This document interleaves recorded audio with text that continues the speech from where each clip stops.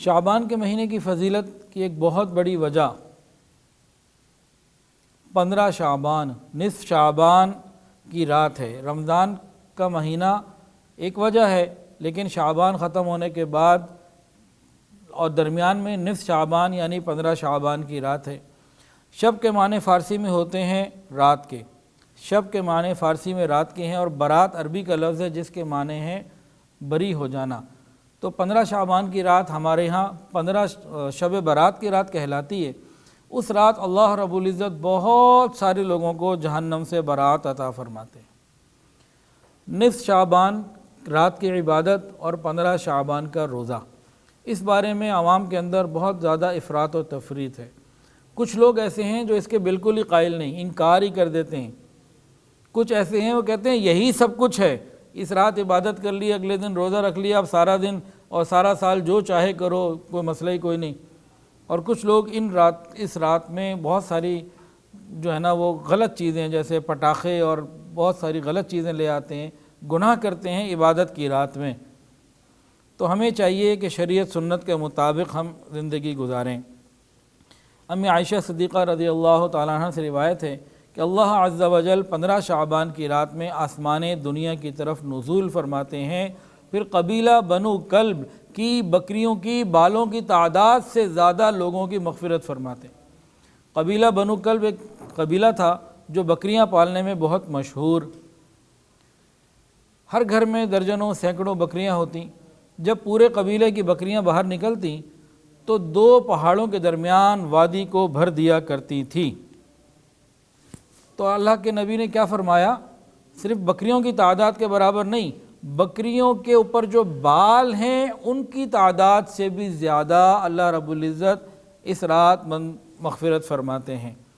ایک اور حدیث کے اندر آتا ہے، یہ بھی ہمیں عائشہ سے روایت ہے، فرمایا کہ یہ 15 شعبان کی رات ہے، اللہ رب العزت اس رات میں اپنے بندوں پر خصوصی توجہ فرماتے ہیں، بس بخشش چاہنے والوں کی بخشش فرماتے ہیں، رحم چاہنے والوں پر رحم فرماتے ہیں، اور کینہ اور بغض رکھنے والوں کو ان کے حال پر چھوڑ دیتے ہیں۔ اور ایک روایت میں آتا ہے کہ پس اللہ اپنے بندوں کی بخشش فرماتے ہیں سوائے مشرک کی اور کینہ رکھنے والے کی، ناحق قتل کرنے والا اس کی بھی مغفرت نہیں ہوتی۔ یہ رات ایسی ہے کہ بہت بڑی تعداد میں مسلمانوں کی مغفرت ہوتی ہے، لیکن 6 ایسے لوگ ہیں جن کی اس مبارک رات میں بھی مغفرت نہیں ہوتی۔ نمبر 1، کفر یا شرک رکھنے والا، کافر ہو یا مشرک، اس کی مغفرت نہیں ہوتی۔ نمبر 2، مسلمان تو ہے لیکن دوسرے مسلمانوں کے لیے اس کے دل میں کینہ اور بغض ہے، اس کی نہیں ہوتی۔ نمبر 3، رشتہ داریاں توڑنے والا، اس کی مغفرت نہیں ہوتی۔ نمبر 4، کسی کو ناحق قتل کر دینے والا، اس کی مغفرت نہیں ہوتی۔ نمبر 5، والدین کا نافرمان، اس کی بھی مغفرت نہیں ہوتی۔ اور نمبر 6، یہ زنا کرنے والے جو زانی لوگ ہوتے ہیں، مرد ہو یا عورت، ان کی بھی مغفرت نہیں ہوتی۔ تو اس رات ہمیں کرنے کی کیا ضرورت ہے؟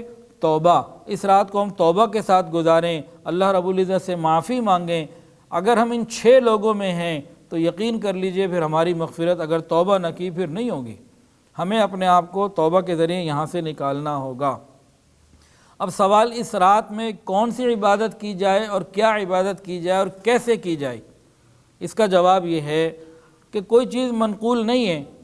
عبادت کی رات ہے، دعا کی جائے، توبہ کی جائے، استغفار کی جائے، تلاوت قرآن کی جائے، کم سے کم عشاء اور فجر جماعت سے پڑھیں اور درمیان میں گناہ کوئی نہ کریں۔ کوئی خاص نفل، کوئی خاص چیز نہیں ہے۔ پوری رات جاگنا ضروری ہے کہ آدھی رات جتنا آسانی سے جاگ سکیں کہ فجر اور عشاء یہ قضا نہ ہو۔ ساری رات جاگتے رہے اور فجر قضا ہو گئی تو یہ بہت بڑا نقصان کا سودا ہے۔ صرف جاگنا عبادت نہیں ہوتا، بعض مرتبہ سونا بھی عبادت ہوتا ہے اگر وہ شریعت کے مطابق ہو۔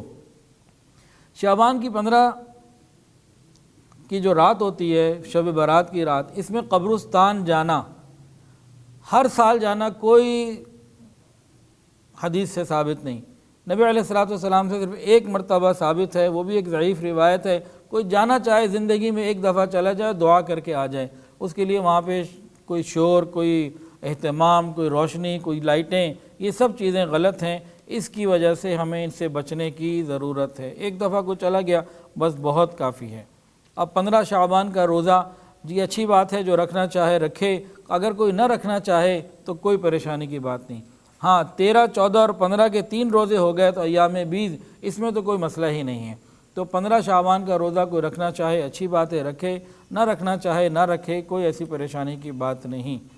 تو شب برات میں جو کام کرنے والے ہیں نا، عشاء اور فجر اپنے وقت پر ادا ہوں، گناہوں سے بچنے کا مکمل اہتمام ہو، توبہ اور استغفار کی جائے، اور اپنے لیے، مسلمانوں کے لیے، پوری امت کے لیے صحت، عافیت، سلامتی اور برکتیں مانگی جائیں۔ جتنا سہولت اور آسانی سے ممکن ہو انسان دعا میں، استغفار میں، تلاوت میں، اعمال میں، نفل میں اپنے آپ کو لگا لے اور گناہوں سے اپنے آپ کو بچائے۔ یہ شعبان کے مہینے کے بارے میں خلاصہ ہے۔ ویڈیو کے نیچے سبسکرائب کے بٹن پہ کلک کریں، بیل کے آئیکن پہ کلک کیجئے تاکہ ہر نئی ویڈیو کی نوٹیفیکیشن آپ کو مل جائے۔